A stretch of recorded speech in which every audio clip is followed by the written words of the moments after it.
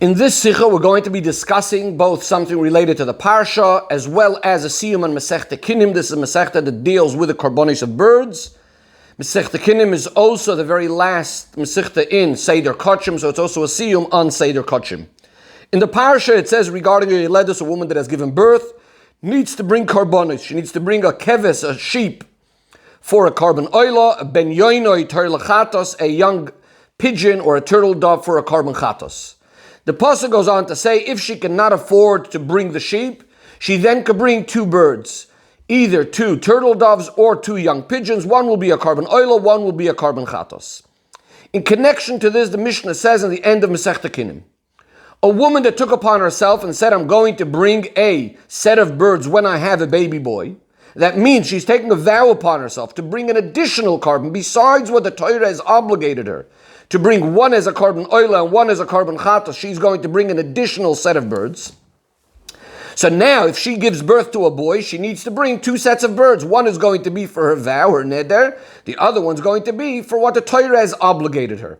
She gives them to the kohen. The kohen needs to take three of these birds and apply the blood to the top half of the mizbeach. One of those birds' blood is going to be applied to the bottom part of the mizbeach. Reason being is because the birds of her vow are going to be, both of them are going to be a carbon oila.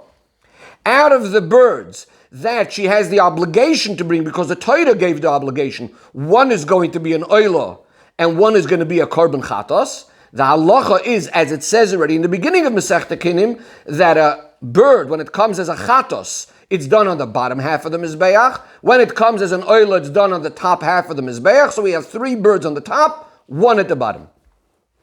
The Mishnah then goes on and specifies the halachas of what happens if various different mistakes or doubts had happened, exactly what it is that the woman had taken upon herself, and whether the kohen actually brought them in the right manner.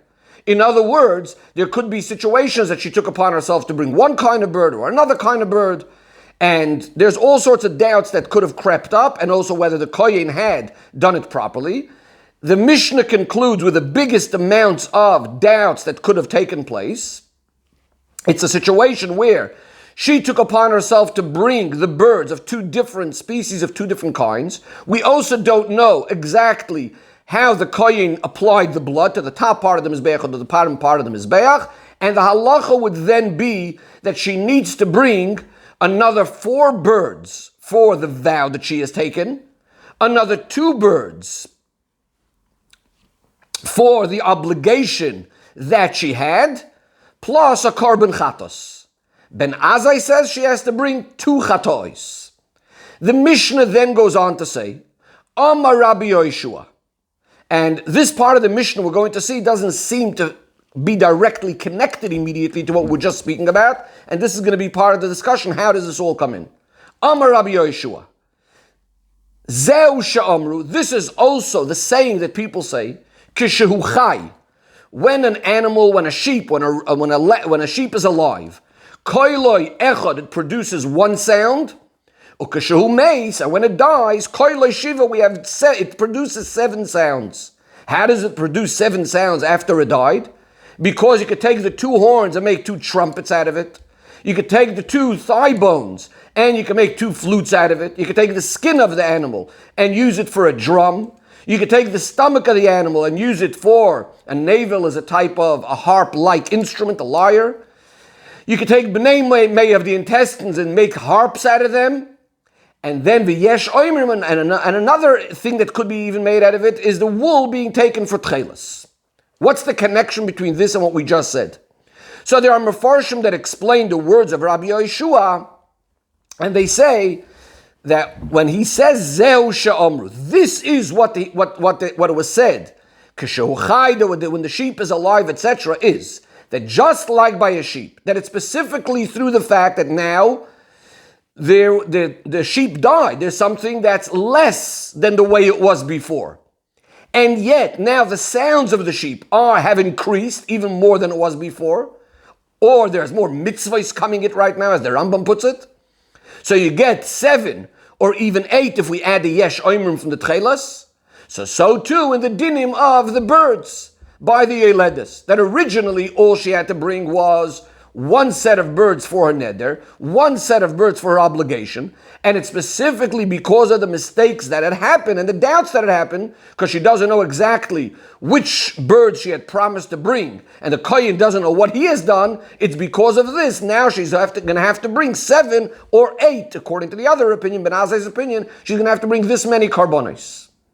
However, the Rebbe says, according to this pirush, we need to understand, number one, this idea that even if something originates as one thing, and specifically because something now in a certain sense decreased or became worse, now it turns into 7, seemingly we could find many other examples for this. The Rebbe says, let's use a very, very simple example of possessions, properties or possessions, which is coming down by Yerusha, going over as an inheritance from a father to 7 or 8 heirs. So as long as the father was living, it belonged to one person. Now when he dies, his children are inheriting his possessions. Now they belong to 7 or 8 people. So here we have, first of all, an increase in how many people this belongs to, but also in the mitzvahs. How many mitzvahs can now apply to it? For example, there will be a mitzvah of payah or bikurim for each portion of the field as it's divided to each individual. Just like over here, you have many karbonos being added now by this woman. From the fact that Rabbi Yeshua brings this particular example of the animal that died, now we have the 7 sounds coming out of it, it's understood that somehow this example, the content of it, is somehow more fitting to our case more than any other example that we could have found. We need to understand what is this common theme and what is the idea. The Rebbe says, we cannot say that the reason this example that we just gave of Yerusha wouldn't fit is because by the birds, there is no actual difference in the karbonos that she had to bring originally. Those original karbonos she still had to bring. There's only an additional amount of karbonos. Whereas by Yerusha, you're going to say the person who left the inheritance, the father, for example, is now gone. Because the Rebbe says, let's look at the example Rabbi Yeshua does give. He spoke about an animal that died, and now you have 7 new sounds. So the original animal is also gone. So therefore, that example would have the same problem as the example of the Yerusha where the father is dying. Because by the animal as well, by the lamb as well, sheep, you also don't have the original sound that it produced when it was alive. Another question that Rebbe has is, when we bring an example or a mashal, it's usually to help us understand something a little bit clearer. Especially in our case, the Rambam says the reason why the example was brought, because there seems to be a bit of a strange situation. So Rabbi Yeshua gives you an example that it's similar to what's said about this sheep that dies. So the Rebbe says it's not understood. What do we understand more now that we have this example of this particular sheep dying, and when it was alive it produced one sound, and when it dies it has many more sounds? A further question that Rebbe has is, simply when we look at the words of Rabbi Yeshua, when he says, Zehu sha'amru, this is what they say, Rabbi Yeshua doesn't say it's similar to what's said, K'moy sha'amru. He doesn't say, L'ma davar doima, what is this similar to, or other expressions like this. Rather, he says, Zehu sha'amru, this is what they say, this is what was said. In other words, it sounds like he's not only coming to explain the dinim of our Mishnah regarding the birds, it sounds like he's also coming to explain, and perhaps even more so, he's coming to say that with this din of the birds, we'll now understand the saying that is said about the sheep that dies and has many more sounds. Zehu shamru, this is the pshat in that saying.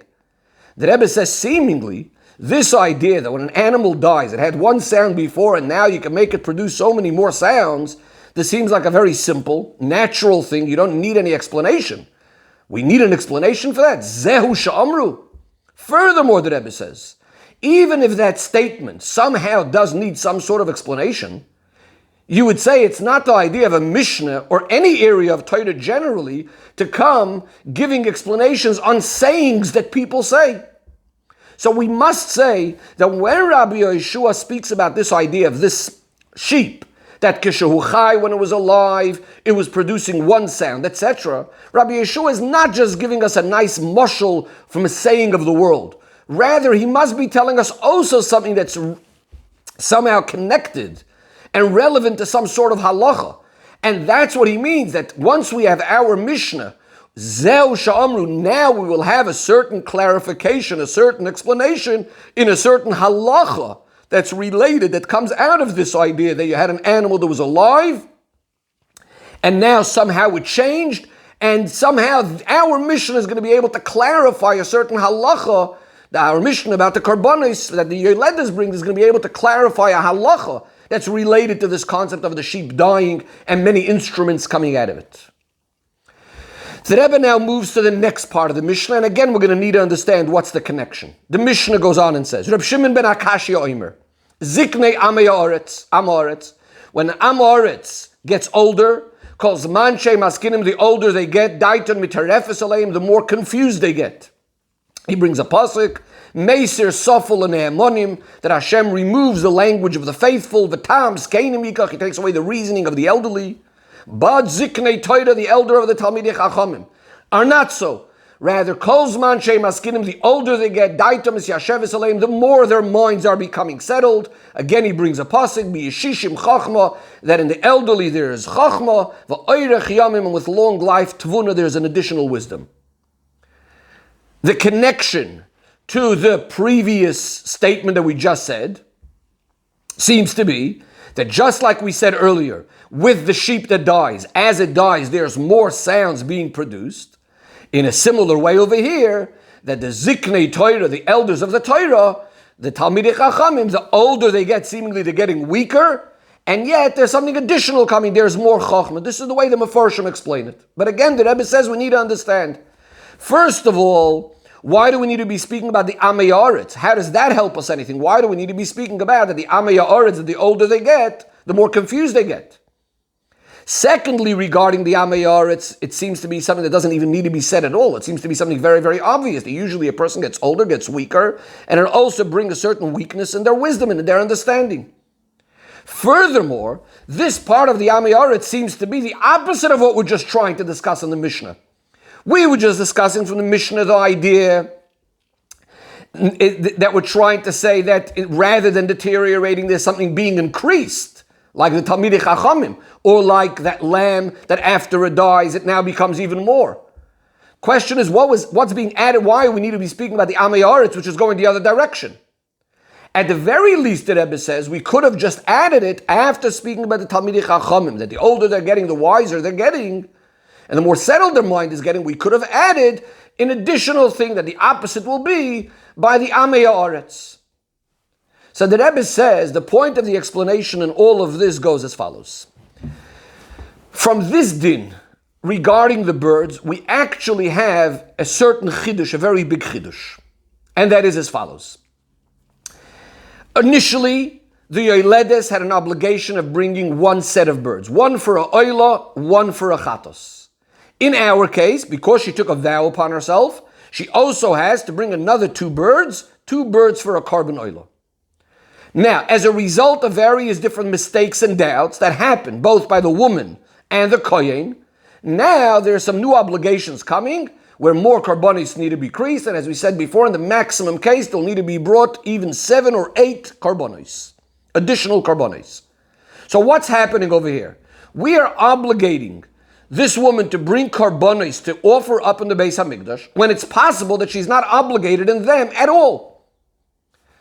It's possible that the karbonis that she should have brought were brought the first round when everything was fine. In other words, it's only a doubt. We're not sure whether the karbonis were brought correctly, whether the blood was applied correctly. But it is possible that she got her full atonement already. She finished her obligation completely.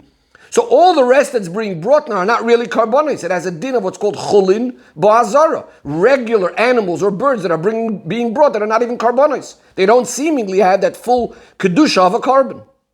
The Rebbe says, all would be well in a case where there's certain cases that we say, let's say a woman, there was a suffix, it was a doubt whether she gave birth to a child that needs to be a carbon needs to be brought. So when a carbon is brought in that case, the Rebbe says That would be, as it's implied in the Gemara, that here we have a situation that the Torah tells us a chidush, that even if there's a doubt whether she gave birth, even if there's a doubt she became tamei with giving birth, so then she also needs to have a carbon for kapara. And that will allow her later to be able to eat karbonis, etc. This would be similar to another famous concept we have, something called the asham talui. There's certain times that the Torah tells us that if you're in doubt whether you did a sin, you have to bring an asham talui, and that's going to bring a kapara for the suffix, for the doubt of the aveira you did, and this will keep you atoned for until such time that you might find out for sure that you did sin, and then you'll have to bring a carbon chatos.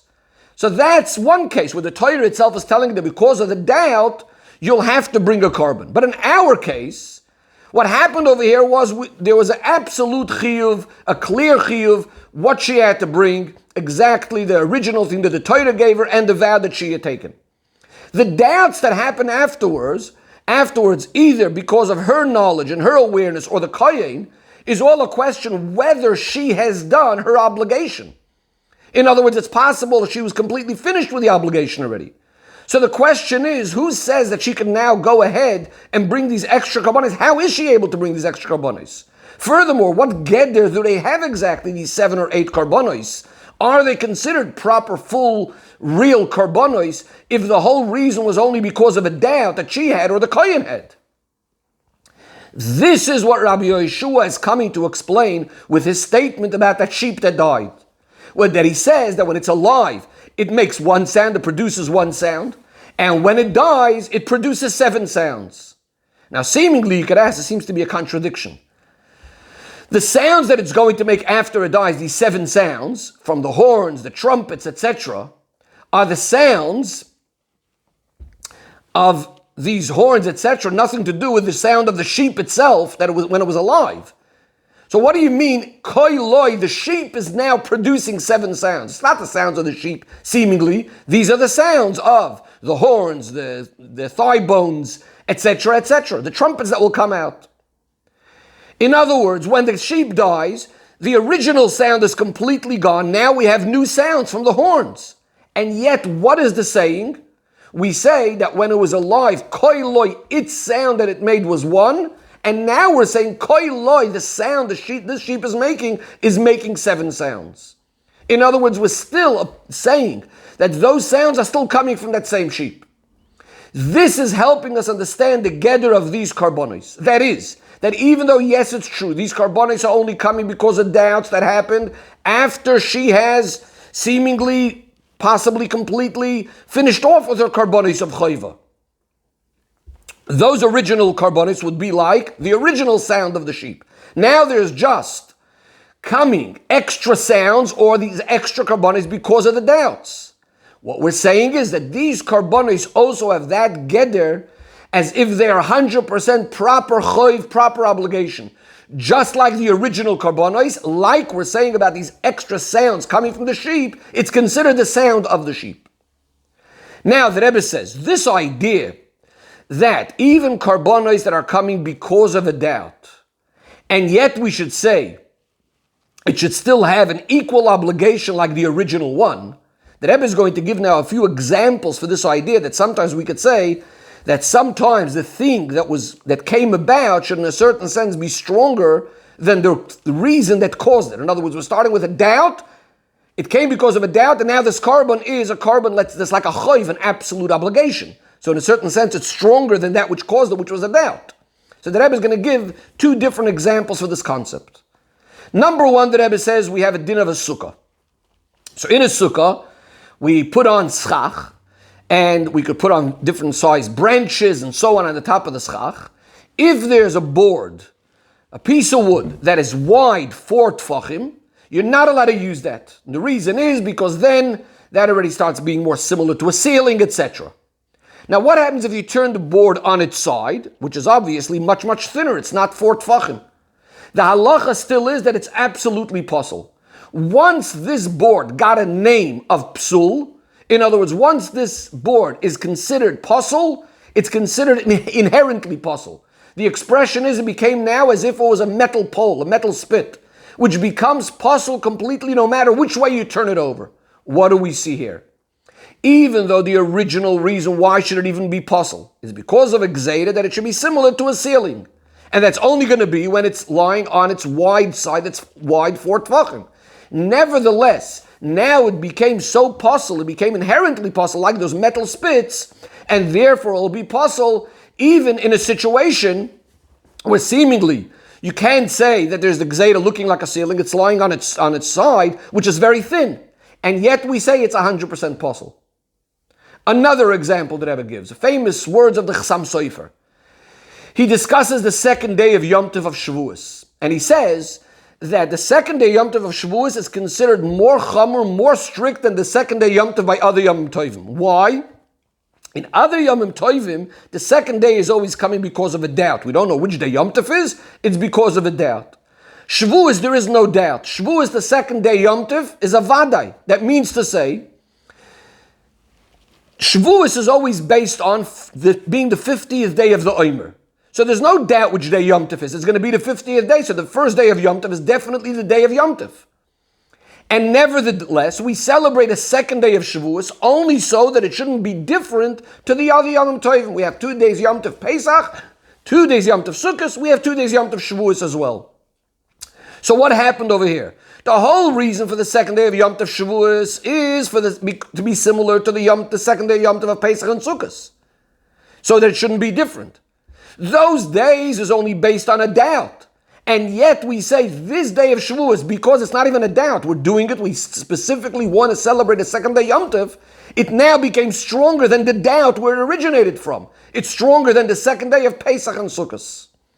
So again, in summary, what the Rebbe is saying is, so far, that the point that Rabbi Yeshua was trying to make about this lamb that was alive and made one sound, later made more sounds, etc., is coming to clarify regarding these birds that this woman is bringing, even though it's coming because of doubts and mistakes, etc., now become full-fledged karbonis regarding every single area.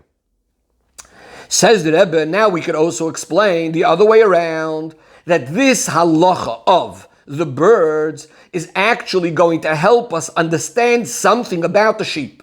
Where we said that when it's alive, it produces 1 sound, and when it's dead, it produces 7 sounds. As we said earlier, that simply it sounds like he's coming to explain that saying of the world. In other words, the Rebbe puts it, Bala lamed v'nimtzol lamed.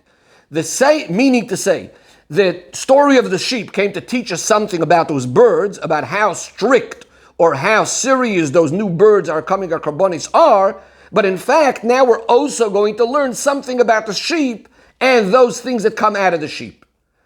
And this is going to be connected to a number of halachas that are related to a sheep when it's alive and what changes when it dies. And the Rebbe gives one example. If you have a sheep that was worshipped as avodah zarah. Now, just to clarify, we're going to be speaking about a sheep that was worshipped as avodah zarah in the next little while. The whole time we're speaking about a sheep that was worshipped while it was alive. Just to clarify this halacha, the Rebbe doesn't go so much into it in the Sicha over here, but if something is not alive, it was worshipped, it would definitely be asur. Anything and all of its derivatives is completely asur all the time. The issue is, if an animal is alive when it was worshipped, so it's not really asur for other things outside to be used for the Beis Hamikdash and mitzvahs, etc., it would be allowed to be used once it dies. A living animal didn't become asur, but for the mizbeach, and as we'll see other mitzvahs as well, it does become asur.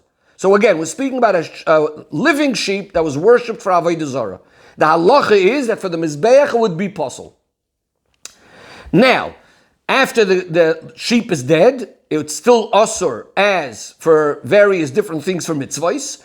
And now the Rebbe continues. In the Gemara we find a question. Yesh shinui lenevad or ein shinui lenevad, which means to say, if part of the animal went through some major transformation, it was changed completely from the way it was originally, is it still asur? The Gemara says, the example over here, the Gemara says, this is the question, if someone bowed down to an animal, later we take the wool of that animal, could you use it for tchelis and tzitzis? It just says for tchelis.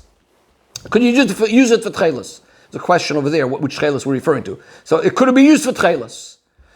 What about the horns? Could you use it for trumpets? What about the thigh bones? Could you use it for the flutes? Could you use the intestines for the strings of a harp? Says the Rebbe, so here we have an afkamina lahalacha in this saying regarding the sheep, of when it was alive it was producing one sound, and when it's dead it's producing 7 sounds. That is, even though this trumpet or the shofar from which we're making from these horns of that sheep that's dead right now is completely removed from the sheep, and we changed it, we transformed it, and seemingly those sounds are no longer sounds of a sheep. You can't even say it's the sounds of the skin or of the thigh bones. These are sounds now of trumpets, of flutes, of drums, etc. Seemingly these are 7 sounds that have no connection to that original sound of the living sheep. And yet what do we say? Koiloi shiva. The sound of the sheep is making 7 sounds. That means even as it's 7 separate sounds, we still say it's completely connected as far as halachas of the Torah are concerned. That means to be using something from a sheep that was worshipped for Avodah Zarah, to use it for Hashem, we still consider it as if it's the original sound of that one living sheep. And it no change, even if a transformation physically happened, it still has the same halacha that this is something that was worshipped and therefore cannot be used for Hashem. Now, within this itself, we can also look at it in 2 ways.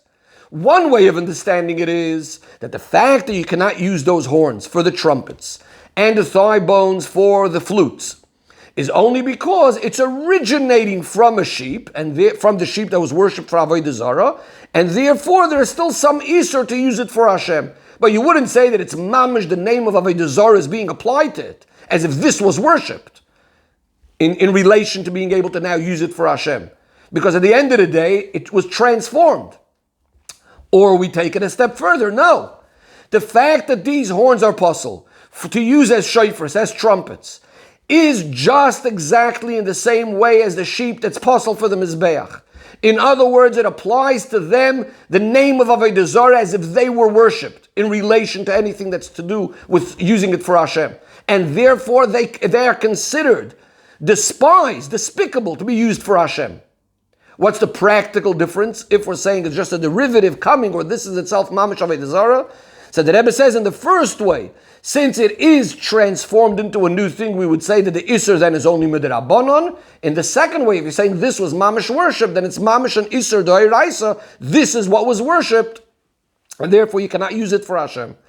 And this is what Rabbi Yeshua means when he says zehu sha'amru. This is exactly what was said, that kishahu chai, when the animal was alive, it was producing 1 sound. Now it's producing 7. In other words, that our halacha from our Mishnah regarding the karbonos that the Yoledes gives, which we said is going to be that these karbonos are considered full-fledged karbonos, is going to give us an explanation regarding the living sheep and the dead sheep, that just like by these karbonos, even though, yes, we said the whole reason why they became an obligation was only because of a doubt, it became a doubt regarding because there was original birds that she was chayiv, and now there's a doubt whether she did them properly. And yet we say these new karbonos are exactly like that original voice. In other words, like the original sheep, they have the full-fledged din of a carbon. In the same way as regarding a sheep that was worshipped for Avodah Zarah, that will say that even though technically these horns and the thigh bones were all changed, they all seem to be something new. And seemingly, how could you say there should be possible for the Mizbeach? In other words, seemingly it shouldn't be in the same way as it was when it was attached to a living sheep. And yet you say, Kishu Meis, when this sheep is dead, it's still producing those 7 sounds. In other words, they became inherently puzzle. Midoiraisa, just like as if they became parts now of an Avodah Zarah itself. In other words, Avodah Zarah, the fact that it was worshipped still applies to them, and therefore they are usher to be used for anything for Hashem. And that's now applied to these horns, to the thighs, etc., etc. In other words, the fact that they become possible to be used for trumpets and for flutes is because they themselves are now considered despicable to Hashem. Now, the Rebbe says, this idea of the example that we give of the sheep, that when it's alive it has 1 sound, and when it's dead it has 7 sounds. There's still one detail over here that's not completely similar to the karbonos that the Yoledes brings, And as the Rebbe will continue soon, this is why we're going to bring another Maimer Azal regarding the Talmidei Chachamim and the Amei Haaretz. What's still missing here? Says the Rebbe, by the sheep, what we're emphasizing is, we're focusing on that there's one thing, one negative thing, so to speak, that happened, one cause that happened, and that is that it died, complete, compared to when it was before alive. So yes, you have 7 sounds that came out, but what the thing that happened was a one-time thing, it died. Compared to when it was alive. By the Karbonos, there's a number of different cases, a number of different mistakes are all adding up together. The Kohen had not discussed with her which one of the Karbonos is the Oila and the Chatos. She doesn't know what she actually gave. He doesn't know what he ended up doing. And so there's going to be a difference whether there was one type of bird that was promised or 2 different types of birds, etc. In other words, because of every additional doubt, every additional problem, let's call it, now there's another carbon that needs to be brought and another carbon until ultimately 7 or 8 carbonates need to be brought.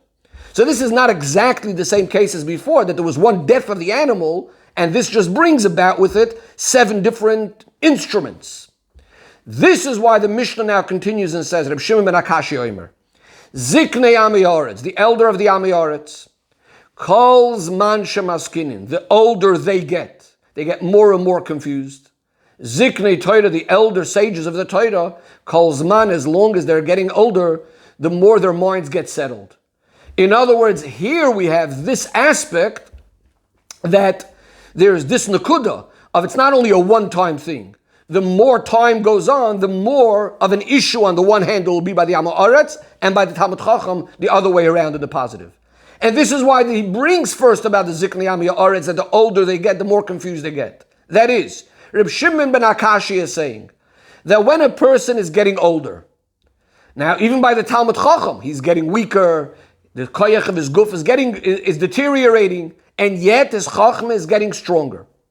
That is, that al pi teva, the seichel is getting weaker, as we see it clearly by the Amei Haaretz, and yet by the Ziknei Torah, their minds are becoming more and more settled. That is, even though their maila is, and the first cause is the fact that they are Talmidei Chachamim, and therefore seemingly it would have been just enough that they're not getting worse and worse, that they're not deteriorating, losing their minds, as opposed to the Ziknei Amei Haaretz, that their minds are getting more and more confused, which was just mentioned in the Mishnah. The Chiddush is even greater, that their Chachma is actually increasing more and more, getting more and more perfect and whole, even more than it was by the Talmidei Chachamim before. This is the detail that we're trying to focus now on, and the similarity of those birds that were brought in Karbonos. Because by these Ziknei Torah, the older they're getting, again, it's not a one-time thing. One thing happened, and now they have lots of Chachma. But every day that passes, on the one hand, their body is getting weaker, and al pi teva, the seichel should be getting weaker, as we see it by the Ziknei Amei Haaretz, that kol zman, as long as they're getting older, their minds are getting more confused, and yet the opposite is happening. The more time is passing, the more their seichel is improving. Now the Rebbe says there's actually even enough nafka mina lahalacha to this. This will also be relevant to Sanhedrin. We know that it's supposed to be balei zikna, elderly people. So again, someone older, there's a certain advantage over here the older they are. And the Rebbe says, going back to the laws of the birds, that every single yerida, every single safek is adding more karbonis. Like by these Talmidei Chachamim, every time seemingly they should be deteriorating, and yet there's more chachma being added. The Rebbe now turns to Pnimi Yisrael Yonim of what's going on over here, of what Rabbi Yoshua is saying, and specifically the connection to Rabbi Yoshua specifically, because we know that it says that Stam Kinim, generally the halachos of these halachos in Masechta Kinim, was said by Rabbi Yoshua. And the Rebbe explains, Seder Kachim generally represents Yidden, the way they are, a Goy Kodesh, a holy nation. In fact, even Masechta Chulin, which is part of it, is also part of Seder Kachim. At the very, very end of Seder Kachim, we're explaining the law of a Yoledes, a woman that has given birth, which generally represents the Geula of Yidden. It's known that Golus is compared to a pregnancy, and the Geula is compared to the birth. The Rebbe brings the Nevuah of the Geula, Chala Gam Yolda Tzion Es Bonel, that there's a situation of labor, and then a birth, as Tzion gives birth to her children. This is the Geula. Rabbi Yeshua is concluding and explaining how it is that we manage at the end of Golus and we come finally to that moment of birth of Geula. And this is what he says, Kishehu chai koila yechad, when the lamb was alive, when the sheep was alive, it was producing one sound, and when it dies, it's producing 7 sounds. It says in the Medrash, Adrianus Omar le Rabbi Yeshua. Again, we're speaking about Rabbi Yeshua. Adrianus said to Rabbi Yeshua, G'doi lo hakeves, wow, how amazing and great is this sheep, referring to the Yidden, managing to hold out strong amongst the 70 wolves, the 70 nations.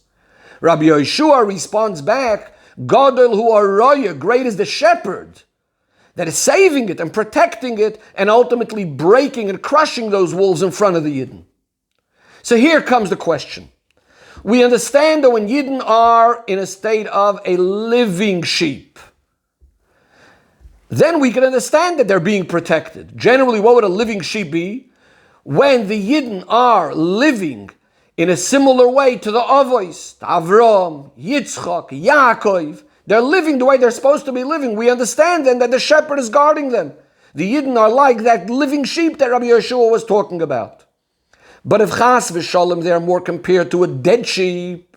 In other words, the levels of the avos are not shining in a revealed way inside the Yidden. Now we suddenly have, as if it's 7 different sounds coming out of them. In other words, we don't have that one unified sound of the avos that's shining inside of them. Rather, now we have Yidden that are so different to each other, such different categories to each other. How are they still being protected? And this is what Rabbi Yeshua says. When it seems to be that it's dead, chas v'shalom, the sound of that same sheep is 7 sounds. What is it referring to when it's dead? The Rebbe quotes another medrash over here on the pasuk, Gefen mimitzrayim Tazria. The Yidden are compared to a grapevine that Hashem takes out of Mitzrayim. The medrash says that just like the grapevine is alive and it's relying on the branches, eitzim mesim, on branches that are seemingly dead. So in a similar way, the Yidden are alive and they're relying on the Avos, who, although they passed away already, the Yidden are constantly relying and living off the Avos. That means the fact that koilei shiva, the fact that there are all these different sounds and categories amongst the Yidden, it's not a completely separate Metzias, a new Metzias, outside, away from the original. Rather, it's still originating from that same sheep, from the same live sheep, which in other words was that live sheep of the Avos, the sound of the Avos, because they are the Avos of each and every one of all and all of the Yidden. So just like the Avos, they all had one sound. They had one sound to Avinu Shabashamayim. So too is by all of the Yidden with all of their various different sounds. They're standing at 7 different levels in their Avodas Hashem. But in all of them, there's the Metzias, there's that idea that it's all really the one sound, Avinu Shabashamayim, to our Father in heaven. And each one of the different sounds, each one of the 7 different sounds, is all part of the HaKoil, Koil Yaakov, the sound that Yaakov makes, which as we know that when the sound of Yaakov is there, then the hands of Esav have no power, and Hashem continues protecting the Yidden. And this is what Rabbi Yeshua is saying. That the fact that all 7 different sounds, different levels, are still alive and well, is all because that even when, even though when it seems to be it's not the same as the original, we're still relying on the Avos, they are still giving us that chayas. Says the Rebbe, the question, however, is, yes, it's all very nice. That God, the shepherd, is so great, protecting us and watching us. But as the Rebbe says, Viful Deshir, how much can we be amongst these 70 wolves? Such a tremendous long arichos of galus. Says the Mishnah. And the Rebbe now continues with the next part of the Mishnah. That what happens as a result of being in a long time in galus? The Rebbe quotes the pasuk that the Mishnah said, B'yeshishim, and through oirech yamim, through the old age and long life, there's additional chachma and additional understanding. Just like we find by Yetzias Mitzrayim, that although they argued, we're ready to give up on all of the great wealth, as long as let us get out earlier, quicker out of the Golus, and yet the Eibishter says, no, I want you to have all the wealth. In a similar way over here, the Pnimius idea of Golus is to elevate all of the sparks. And we take along all of the silver and gold with it. We are mevader all the sparks in our portion in the world, and then the Geula is a more perfect one. and therefore the longer the Yidden are in that Golus, so they gain all of these extra things. However, the Rebbe concludes, nowadays we surely had all the Zikna, all the Seva, all the ripe old age already in Golus, according to all opinions. Zikna Muflaga, we definitely had the longest old age already. And if even Chas v'Shalom, there's another few moments left to this Zikna, to this old age of Golus, that all of these cheshbonis, all of these calculations should be forgotten. The Rebbe says, even though we say, Ein shikcha lefnei chisech v'decha, Hashem doesn't forget anything, but the Rebbe says the whole idea of Golus is beneath the level of Kisei HaKavod. And there is a possibility for shikha, so therefore all ideas of Golus should be and cheshbonis should be completely forgotten, and it should be nigolin miyad, immediately we should be redeemed by Gola Didan Lamata Me'asar Tfachim through Mashiach Tzidkenu.